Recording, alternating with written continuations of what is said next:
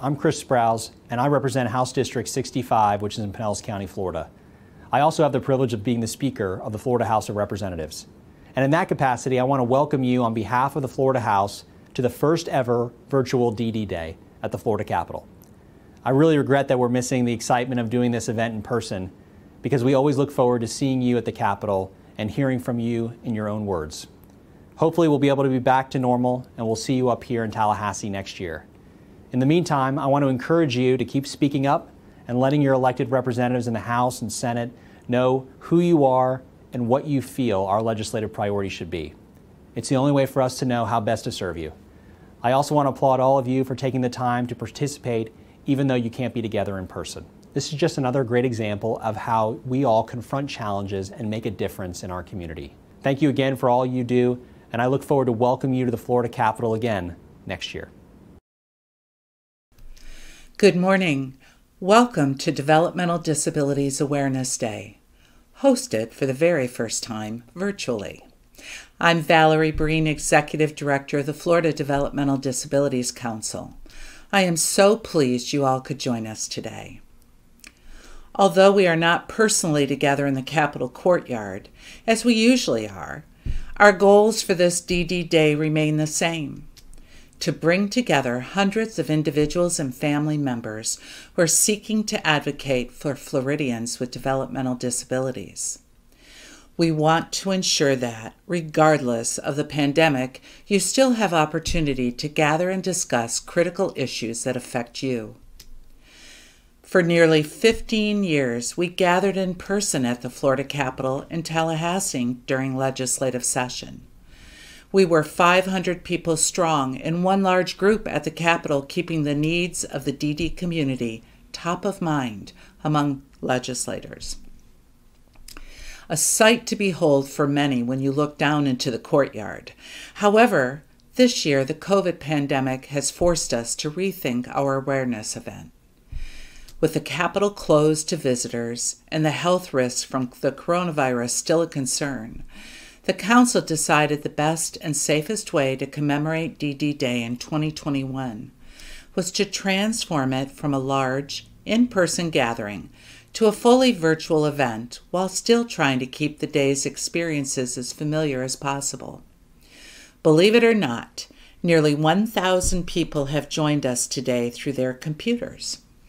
We appreciate each and every one of you for taking the time to celebrate with us through our on-screen approach. We hope you will stay connected throughout the day for our various sessions. Our celebration will end by 1 p.m. with a few breaks in between. Our team has worked hard to bring DD Day to you through a virtual platform. With any new way of doing things, there may be a glitch or two. If that happens, please be patient with us. March is Developmental Disabilities Awareness Month, a nationwide commemoration that takes place every year. It is designed to raise awareness about the inclusion of people with developmental disabilities in all areas of community life. Every year in Florida, we increase awareness about the barriers that people with disabilities still face in connecting to and living within their communities. This past year has been difficult for many of us, with the dark cloud of COVID-19 impacting so many lives. While it appears that things are getting better, we are deeply saddened by the countless lives lost in our DD community alone. Before we officially start today's program, I just want to take a moment of silence to remember all those who died and the families and loved ones whose lives were so profoundly altered.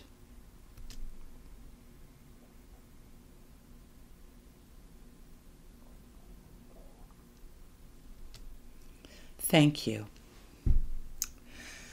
Developmental Disabilities Awareness Day has remained an important opportunity to generate awareness and impact legislation.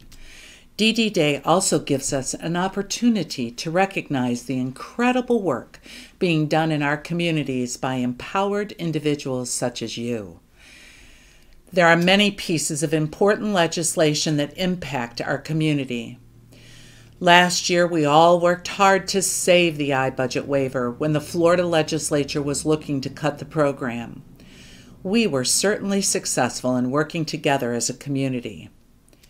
This year, the Council's top priority is preserving the iBudget waiver. What this means is no funding or service cuts from what is currently being provided. The iBudget waiver is an essential program serving nearly 35,000 Floridians living with developmental disabilities. The iBudget waiver provides critical, long-term services that are not available through standard Medicaid managed care providers or private health insurance companies. It helps people get the care and support needed to live and work in their own homes and communities.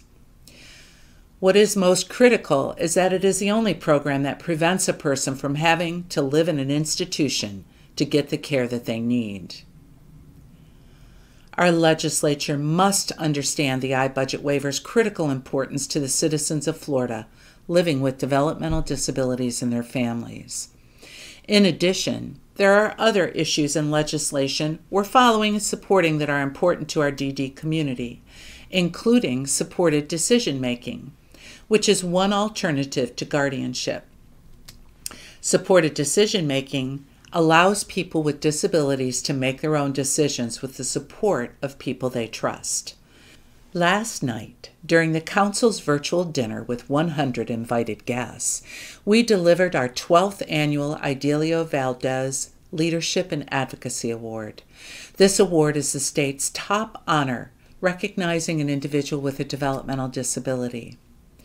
The award is named for Idealio Valdez, who was a self-advocate and a former member of the Florida Developmental Disabilities Council. He had a tremendous impact on the people around him and the community in which he lived and worked.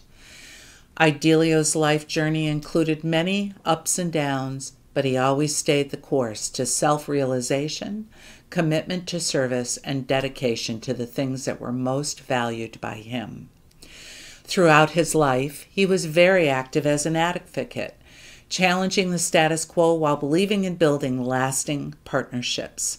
He maintained his enthusiasm for life and its possibilities, endearing him to all who were fortunate enough to know him. Idealio passed away in 2009. The award was created in his memory and is presented each year by the Council to self-advocates who have followed in Idealio's beliefs, values, and actions.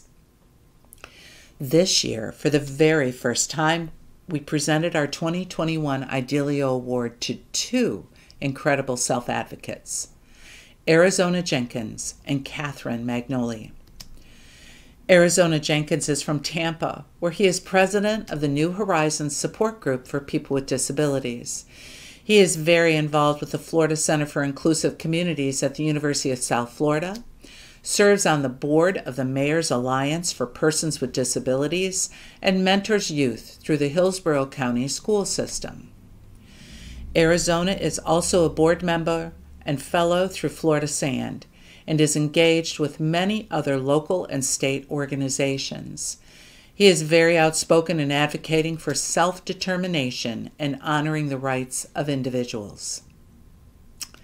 Our second Idealio Award winner, Magnoli, is from Sunny Isles Beach in South Florida, where she is Miami-Dade County's representative on the board of the Commission on Disability Issues.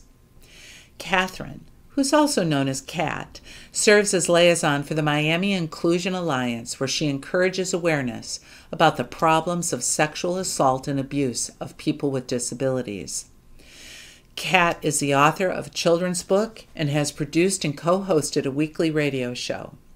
She has been a strong advocate for securing COVID-19 vaccines for people with disabilities and has worked to educate judges and medical students on disability manners, etiquette, and communication. Please join me in congratulating both Arizona and Catherine, our 2021 Idealio Valdez Award winners. Now, the moment you've all been waiting for, the rundown of today's program. Today you will hear from some wonderful guest speakers, engage with 16 exhibitors, and hear special messages from key legislators. Our full schedule is listed on our event site at ddday2021.com. After each session, you will be automatically redirected back to the schedule page. This page includes a breakdown of today's agenda with links to each session. We have a few breaks scheduled throughout the day, but don't worry if you miss anything. Every session is being recorded and you will be able to view anything you missed or wish to hear again. Our first session of the day starts at 9 a.m. and features 6 of our wonderful exhibitors. In the past, you could visit these great organizations around the rotunda on the 3rd floor of the Capitol. Today, you'll be able to visit with them right here on your computer screen. Our exhibitors will each be giving 30-minute presentations concurrently, which means at the same time. You can choose the organization you want to hear from or jump around between them, but keep in mind that all of them will be recorded and available to listen to later. At the conclusion of our first session with exhibitors, there will be a short break, and at 9:40 or 20 minutes before 10, you'll get to hear from our Council Chair, Susan Cabot, ARCA Florida's CEO, Jim DeBogren, Director of the Agency for Persons with Disabilities, Barbara Palmer, and the very remarkable self-advocate, Sarah Gaver. After that, we'll take a short break and return to 2 more exhibitor sessions. Then, after one last short break, we'll meet again at noon for messages from several distinguished legislators and some wonderful self-advocates. Remember, once this session ends, you will be redirected to the schedule where you can select which exhibitor session to join. Exhibitors start at 9 a.m. sharp. We hope you enjoy your virtual experience today as we celebrate DD Day 2021 together. And thank you again for joining us.